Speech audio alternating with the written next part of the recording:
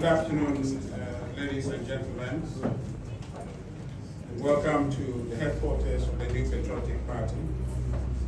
We call you today to address some troubling matters to do with the actions and inactions of the John Dramani Mahama administration that threatens the democratic rights and contribute to the grave worsening of the fight against galamsey in our country. Ladies and gentlemen, the 2024 general election was a pivotal election because a lot was at stake. There was the need to sustain the economic recovery that began in 2023, to eliminate the worsening or the state of galamsey in our country, to improve infrastructure and create more jobs for our young people. It was a difficult fight that Ghanaians faced, and while we, the New Patriotic Party, was hopeful to win that election, given the programs and policies in our manifestos, we lost the election to the National Democratic Congress, led by John Dramani Mahama, who at the time we won, that did not have a clear-cut plan to tackle the challenges confronting us. 3 months into the presidency of His Excellency John Dramani Mahama, Ghana faces a regressive resetting agenda that we must all stand together to fight in the interest of protecting our environment and the rights of our people in this country. In essence, to save our democracy against the grave incursions on the rights of our citizens.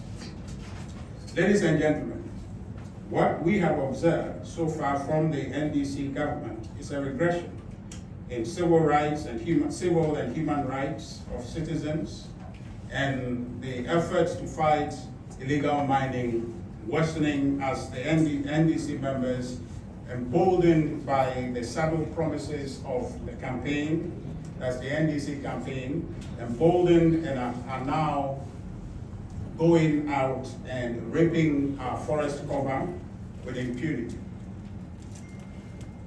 Ladies and gentlemen, holding people accountable, that is former government appointees and officials accountable, is an ingrained value, is an ingrained system, or is an ingrained value of the New Patriotic Party.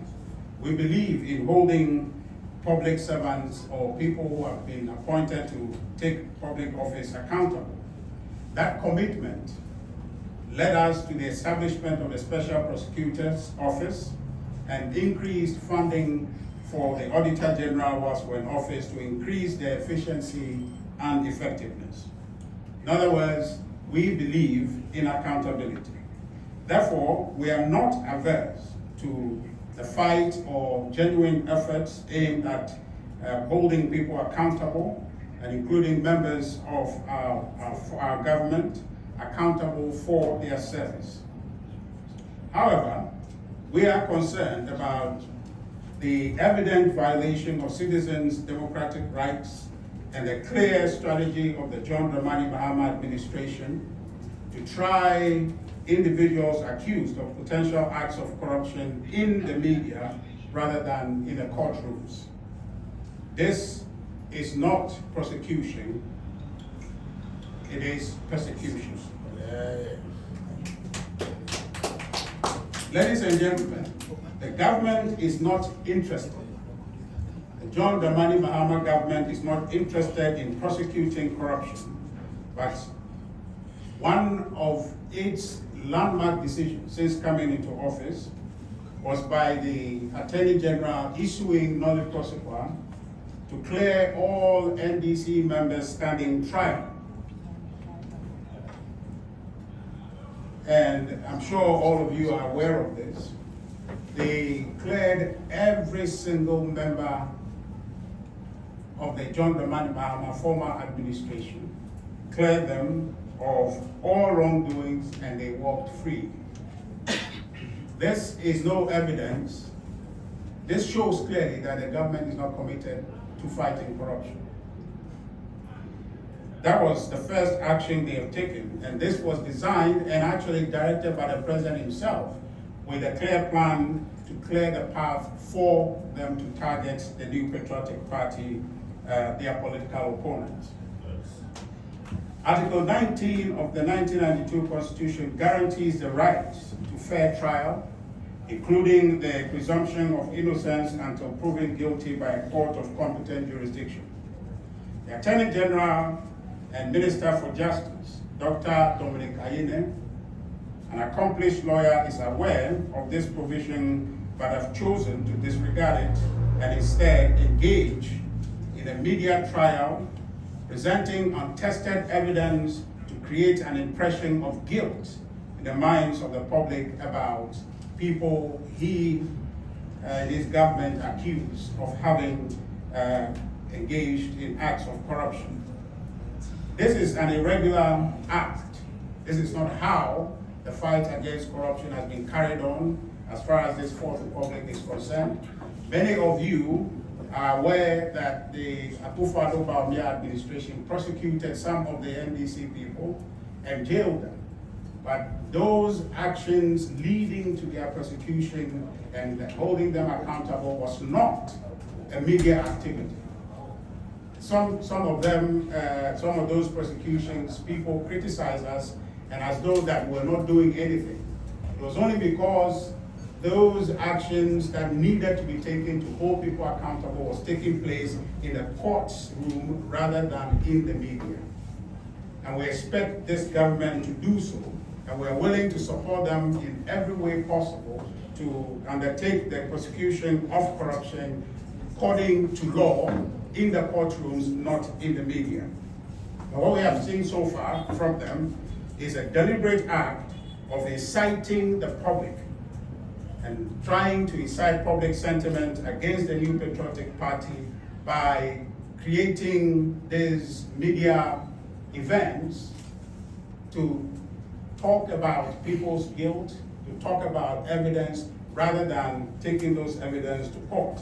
And this is one of the key things we think that we need to bring to your attention, because it is a deliberate act that a government is undertaking because it feels that perhaps it didn't have enough evidence, or the evidence it has against these individuals that it claimed have conducted acts of corruption, that either the evidence they have, they know cannot stand the test of scrutiny in the courtroom, or they simply are engaged in a political persecution to vilify individuals and create disaffection for the New Patriotic Party. And so the question we ask, ladies and gentlemen, is why the Attorney General is not going to court, but rather going to the media. Why is that? Ladies and gentlemen, the answer to these questions are one of two possibilities. It is either the Attorney General lacks confidence in the supposed evidence he has to withstand the rigor of trial in the courtroom, or that the media trial is part of the government's grand agenda to defame its political opponent, being the New Patriotic Party. And I submit to you, ladies and gentlemen, that it is the latter. That it is the latter, perhaps both. That the National Democratic Congress, the John Dramani Mahama administration is engaged in a plot, one, to defame the New Patriotic Party because he knows that the evidence he has cannot stand the test of any scrutiny in the courtroom, and so it results to a media campaign to create disaffection for the New Patriotic Party. And we believe that that's is evidence of his lack of commitment to the fight to reduce corruption in his government, and also to hold former government appointees accountable. All right.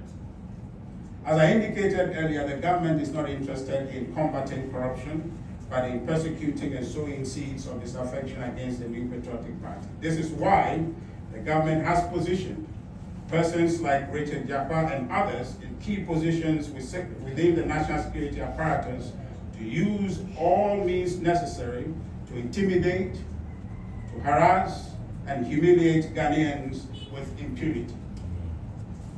Ladies and gentlemen, that would not wash. That attempt would not wash. Never. Because Ghanaians will judge this government based on its performance and not how well it has defamed its political competitor. And in the process undermine the rights and liberties of Ghanaians. The performance of this government so far has been disappointing, given the 2025 budget and the significant deterioration in the fight against illegal mining, galamsey. Let's talk briefly about the 2025 budget. The 2025 budget is disappointing, and I'm sure all of you will agree, despite the generous contributions they enjoyed from the National Economic Dialogue. President Mahama campaigned to establish a 24-hour economy. And all of you are aware, we stood here many times to tell you that was a scam, but somehow it fell through the cracks and then we voted for that. Today, with the evidence from the 2025 budget, you will agree with me that it's indeed a scam in the making. The 2025 budget, as you will agree, made no provisions for the implementation of the 24-hour economy. The only comment we hear about it is that sometime along the line, the finance minister will bring a policy proposal to Parliament for consideration about the 24-hour economy. There is no allocation in the budget for it. The government's priorities in the 2025 budget clashed with the expectations of Ghanaians, which is evident in the funding allocations for the programs in the budget designed to impact lives. It is unusual for a government that has won election on the promise of jobs and economic growth to allocate significantly lesser resources to support development in the real sector of the economy. The government has earmarked a whopping 2.711 billion for compensation at the Jubilee House, exceeding the allocations made combined for the following programs, shall I say, flagship programs for the government. One, the Agriculture for Economic Transformation. A total of 1.5 billion was allocated for that program. The National Apprenticeship Program, a total of 300 million allocated. The National Coders Corps, this is supposed to take care of some 1 million Ghanaians. A total of 100 million was allocated.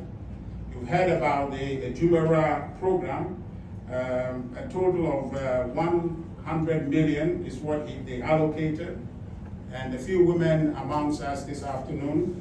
The Women's Development Bank, a measly 51.3 million is what they allocated. All this put together is less than what the president allocated for his office. For the compensation, I'm not talking about anything else. There are many things that they have allocated for the Office of Government Machinery. But this is just for compensation of a handful of people at the Jubilee House. 2.7 billion. More than what they have allocated combined for these flagship programs that they said they were going to do. So from here, you can see that the government's priority is not the good people of our country, who they canvassed, whose votes they have obtained, on the back of a promise that they are coming to create a certain Ghana with a certain program of resetting to a better place. But then now we see clearly that they are resetting us backwards, and we all have to try and fight to resist that.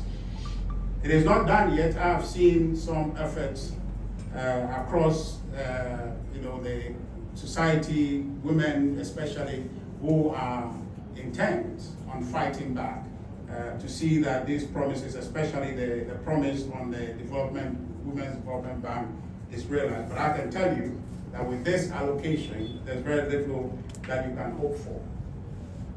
So ladies and gentlemen, how can this be, as I indicated earlier, with this allocation and the promise they made to us, there's a clear mismatch in terms of the commitment to deliver on these promises.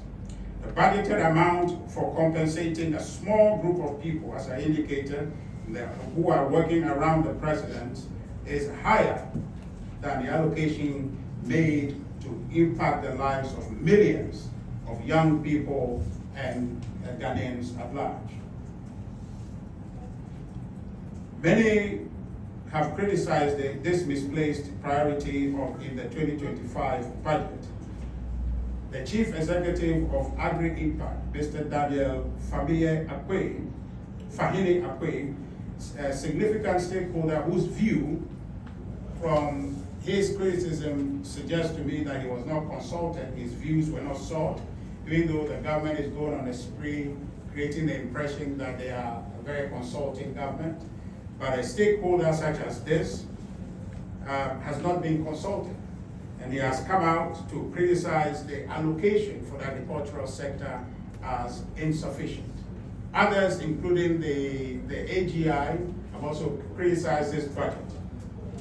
What that means, ladies and gentlemen, is that the budget is at variance with the expectation of the people of Ghana. The Women's Bank, as I said, also suffer another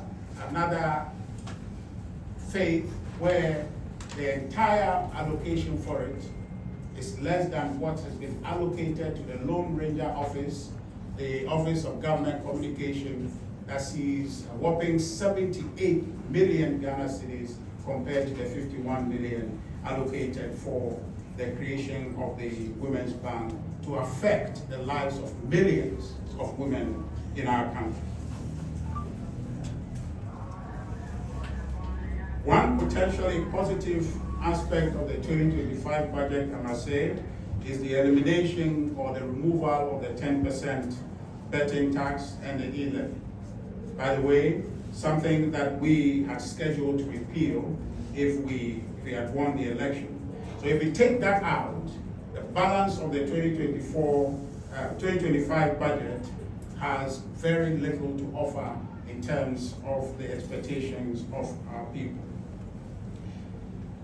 I tell you that dissatisfaction with the 2025 budget is widespread. And so it's not a thing that we will say that it's a new patriotic party that is opposed to it or is not happy with it, but it is widespread. And as I've indicated, in the days ahead, we'll be engaging in conversations to do with the budget, and we are sure that Ghanaians will get to understand that indeed we have made the wrong choice in selecting the NDC and not the NPP.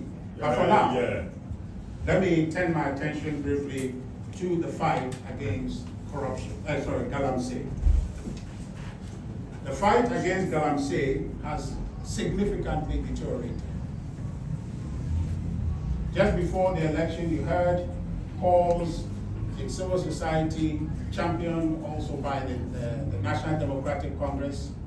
The president now have been seen on platforms saying that Ghanaians voted for us, and so therefore we must resolve the problem of Galamsey. Some called around that time for a state of emergency to be declared. The NDC participated in that conversation and created the impression that we're not willing to do much about the fight to curb Galamsey. But today, you will agree, as I tell you, that this government lacked the commitment to fight Galamsey. And what exacerbation we're seeing in Galamsey around the country is as a result of the lack of commitment of the John Dramani Mahama administration. Yes.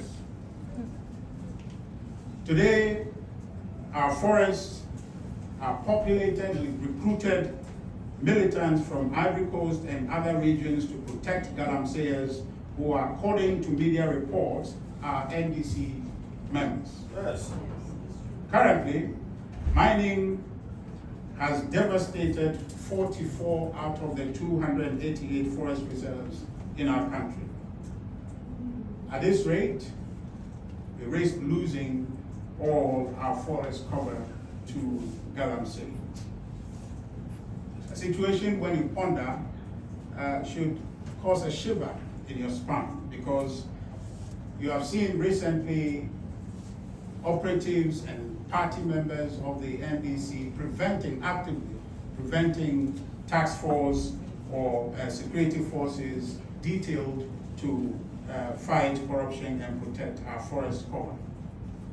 The NDC, ladies and gentlemen, is complicit in the astronomical growth in illegal mining in our country, because they campaigned actively in galamsey areas with coded promise, which translates to mean that we will allow the boys to galamsey simply by looking aside and pretending to be doing something about fighting galamsey. So in other words, the NDC is talking more about galamsey, is talking more about the fight to curb galamsey than actually doing anything to fight it.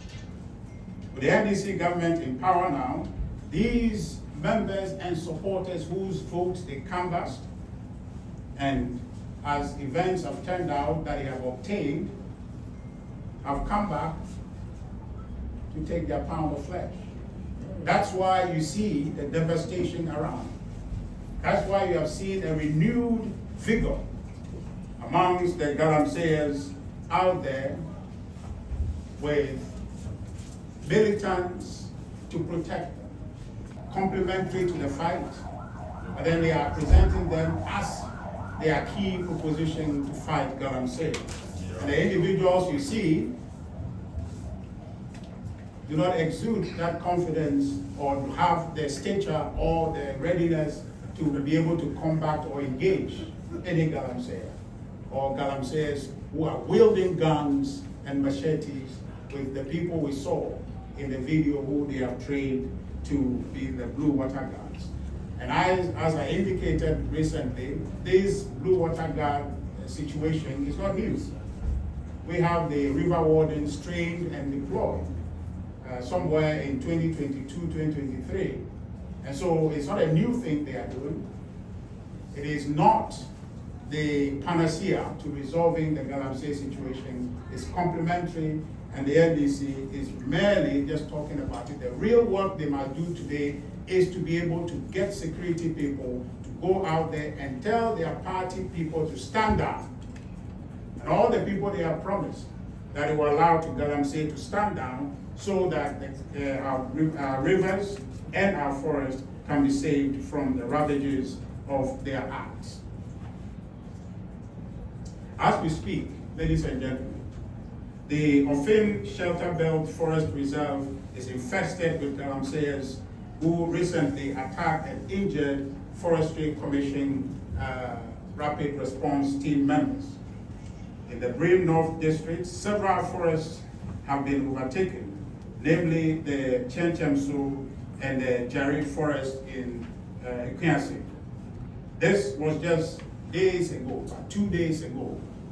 We've had these activities recorded. Additionally, the Tano Enua Forest in Awin, the Asenyano Forest River, and the Jimra Forest Reserve in Kabia District have also been taken over by galamseyers. And given the rate at which the NDC operatives are taking over our forests, under John Dramani Mahama, we are likely to lose the vast majority, if not all, of our forest cover. Ladies and gentlemen, amending the instrument will not suffice, considering, as I just said, the rate at which the forest covers or forest reserves are being attacked with armed protection from outside this country.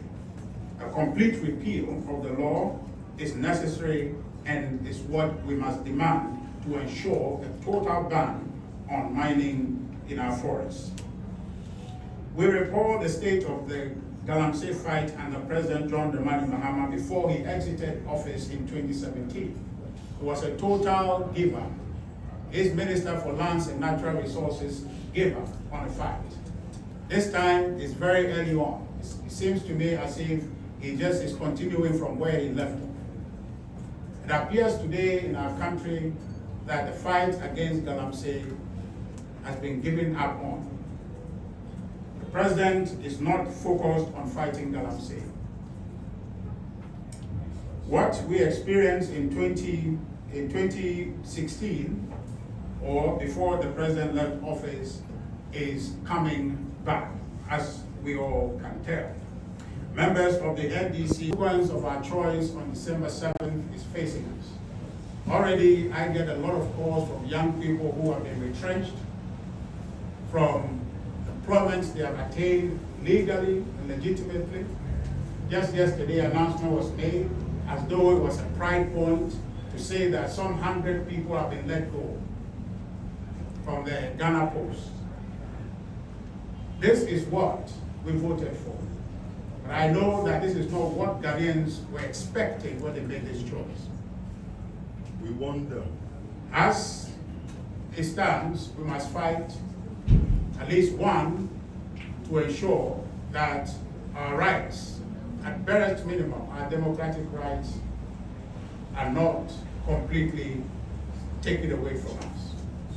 The rate at which the Attorney General is going, we fear that might happen unless we speak up. So for me and for us, this is not a partisan call. This is a call to protect this Fourth Republic, that all actions of the government must comport with the law, must be in accord with the law.